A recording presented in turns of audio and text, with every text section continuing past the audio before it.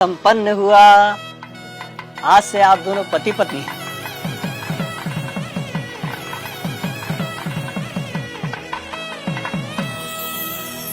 भाई साहब, पंडित जी को भी दक्षिणा देके निपटाओ बस। हाँ हाँ जीजा जी, याद है मुझे। पंडित जी, आपकी दक्षिणा। यजमान,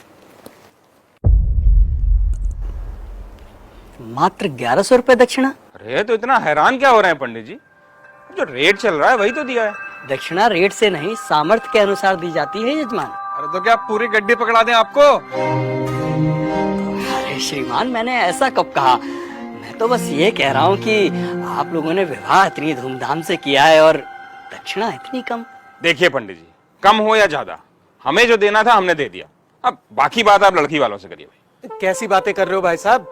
हमारे यहाँ पंडित जी को दक्षिणा लड़के वाले ही देते हैं। अरे पापा, 2100 दे के बात खत्म करो ना। ठीक है ठीक है। भाई साहब पगला रहे हो क्या? किस बात के 2100?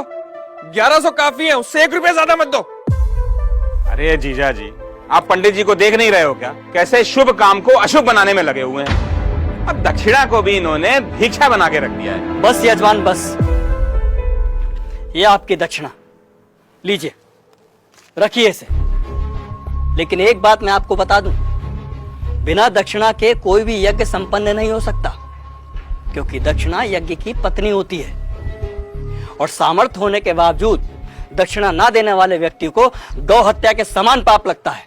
अरे यार, इन पंडितों का यही है, जरा सा कुछ कह दो फौरन पाप पुण्य शुरू हो जाता है इनका, और इनकी जेब भरते रहो तो सब ठीक है। सही कह रहे हो जीजा जी। अरे मजे तो इन्हीं के हैं, गद्दे पे बैठ के 2-4 मंत्र पढ़ेंगे, विवाह संपन्न हुआ कह के मांग लो मोटी दक्षिणा। बस, बहुत बोल चुके आप लोग, अब मेरी सुनिए।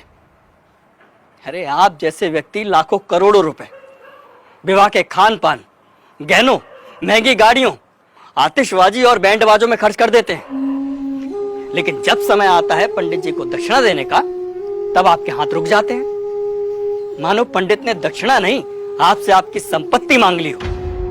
एक बात बताइए, यदि किसी विवाह में पंडित ना हो, फेरे और बाकी कर्मकांड ना कराए जाए, तो इन 56 भोगों, नाच गाने और शराब पी के हुड़दंग मचाने से विवाह संपन्न हो जाएगा? नहीं होगा, क्योंकि विवाह में इन सब का कोई महत्व नहीं होता।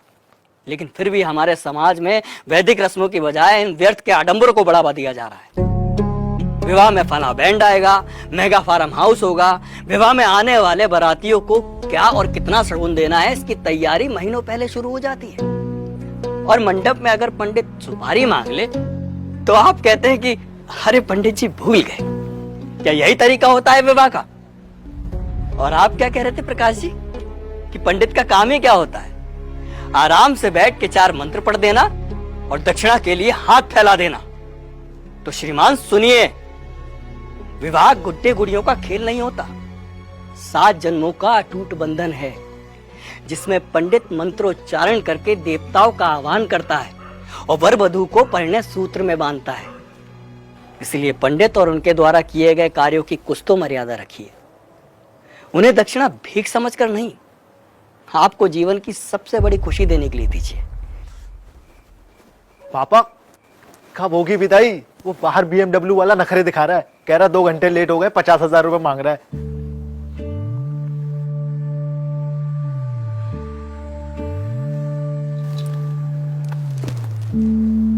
ये तुम्हारे विवाह की दक्षिणा।